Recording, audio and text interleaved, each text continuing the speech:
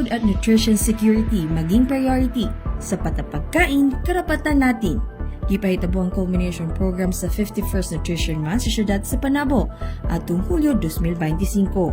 Highlight sa kalihukan ang gipahitabong Misty Nutrition 2025 ug ang ilang suot nga Nutri-Gown. Gikoronahan usab si Ava P. Pabinona nga gikan sa Barangay San Roque, isip Bagong Reyna.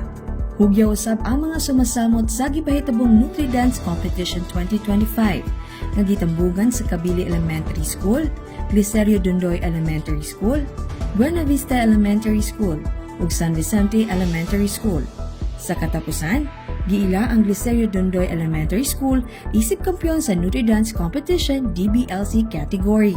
Pinaagi ni Youth Development Officer to Lester B. Bolfango, gihatod niya ang mensahe ni Executive Secretary Joan Relampagos Kapuyan. Ani pa niya, usa sa importanteng maangkon sa usa ka individual ang maayong panlawas, pinaagi sa pagkaon og tama, ug masustansya, ehersisyo ug uban pa. Hidayag usab niya ang mga personahe nga nagpaluyo sa kalihukan, diin nagpamatuod nga ang syudad adunay dakong pagtagad sa nutrisyon sa matag panabawan.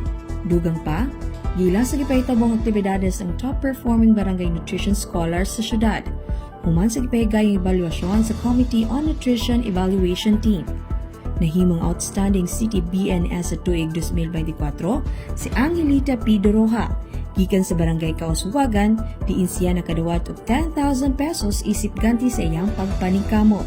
Kauban sa kamera si Francis Pacolana, kini si Team Macebedo gikan sa City Information Office Broadcast Services alang sa Frontline News Panabo. Importante, informed.